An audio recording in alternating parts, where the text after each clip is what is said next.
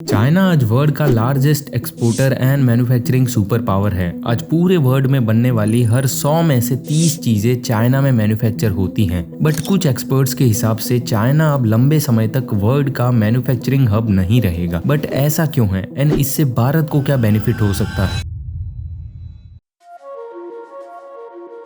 चलो इस कहानी की शुरुआत शुरू से करते हैं। अर्ली 1940s तक चाइना भी एक गरीब देश हुआ करता था, जहां पर ज्यादा कोई इंडस्ट्रीज नहीं थी एंड देश की इकोनॉमिक कंडीशन भी उतनी अच्छी नहीं थी। बट नेशनलिस्टिक मूवमेंट के चलते उस दौरान चाइना में ये टर्म बहुत ज्यादा फेमस होने लगा, मेड इन चाइना, जिसने मानो चाइना को एक मैन्युफैक्चरिंग सुपर पावर बनाने की नींव रख दी। Made in China initially Japanese and foreign products को बॉयकॉट करने के लिए बनाया गया, जिससे चाइनीज लोगों को चाइना में ही प्रोडक्ट्स बनाने के लिए मोटिवेट किया जा सके। एंड स्लोली ये मैन्युफैक्चरिंग इतने लार्ज स्केल पे होने लगी, जिसका नतीजा आज ये हुआ कि आज मार्केट में हर दूसरा प्रोडक्ट चाइनीज मैन्युफैक्चर बिकता है। ऐसे ही धीरे धीरे चाइना में मैन्युफैक्चरिंग की शुरुआत हुई एंड 1970s के इकोनॉमिक रिफॉर्म्स की वजह से चाइना के मैन्युफैक्चरिंग सेक्टर को एक्सपोनेंशियल ग्रोथ देखने को मिली। इन इकोनॉमिक रिफॉर्म्स के चलते चाइना ने स्पेशल इकोनॉमिक जोन्स बनाए एंड इसी के चलते बहुत सारी कंपनीज मैन्युफैक्चरिंग के लिए चाइना आए एंड बहुत सारे एरियाज एक पर्टिकुलर प्रोडक्ट की मैन्युफैक्चरिंग के लिए स्पेशलाइज हो गए।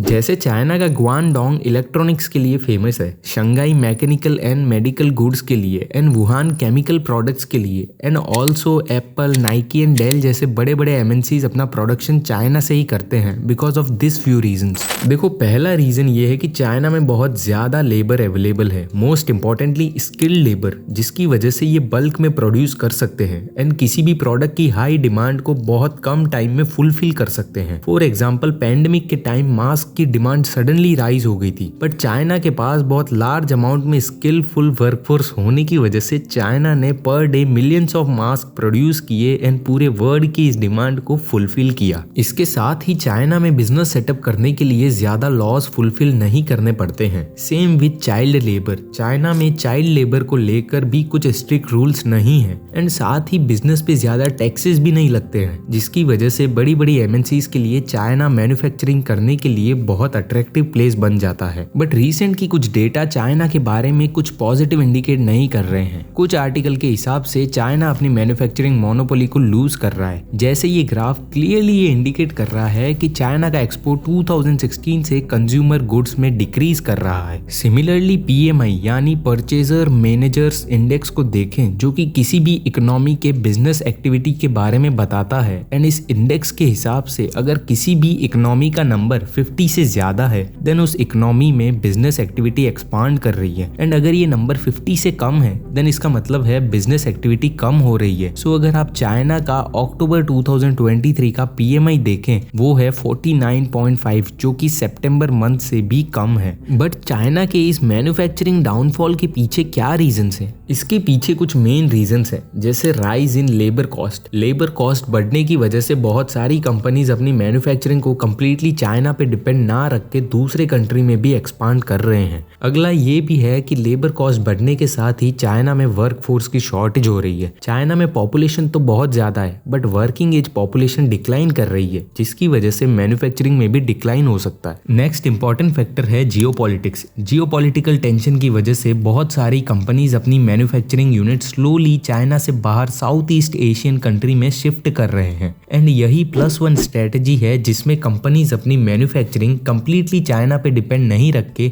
साथ में किसी और कंट्री में भी अपनी मैन्युफैक्चरिंग यूनिट सेटअप कर रहे हैं, जिससे इवेंचुअली चाइना को नुकसान हो रहा है। But on the other hand Bharat को इससे बहुत ज्यादा फायदा हो सकता है, क्योंकि चाइना में अभी जो कमियां हैं वो भारत की अभी स्ट्रेंथ है। जैसे भारत में अभी वर्किंग पॉपुलेशन बहुत ज्यादा है एंड ऑल्सो एक ग्रोइंग इकोनॉमी है एंड ऑल्सो गवर्नमेंट भी मेक इन इंडिया जैसे स्कीम से डोमेस्टिक मैन्युफैक्चरिंग को प्रमोट कर रही है, जिसकी वजह से एमएनसीज लाइक एप्पल भी अपना प्रोडक्शन चाइना से इंडिया में शिफ्ट कर रही है एंड एप्पल ने 2022 में इंडिया में आईफोन का प्रोडक्शन 3 टाइम्स से इंक्रीज कर दिया था। बट चाइना से मैन्युफैक्चरिंग को कंप्लीटली किसी दूसरे कंट्री में शिफ्ट करना एक डिफिकल्ट प्रोसेस है, बिकॉज चाइना के पास एक अनफेयर एडवांटेज है ऑफ इकोसिस्टम। चाइना ने पिछले कुछ सालों में मैन्युफैक्चरिंग सप्लाई चेन का एक इकोसिस्टम बना दिया है, जैसे अगर चाइना को किसी प्रोडक्ट को मैन्युफैक्चर करना है देन चाइना के पास प्रोडक्ट को शुरू से लेकर एंड तक प्रोड्यूस करने का एक कंप्लीट मैन्युफैक्चरिंग इंफ्रास्ट्रक्चर है एंड ऐसा मैन्युफैक्चरिंग इकोसिस्टम कोई भी दूसरी कंट्री रातों रात नहीं बना सकती। दैट्स वाई चाइना अभी भी मैन्युफैक्चरिंग में वर्ल्ड का मेजर शेयर होल्ड करता है, बट इन नियर फ्यूचर दूसरे इमर्जिंग इकोनॉमीज लाइक इंडिया इसे ओवर पावर कर सकते हैं।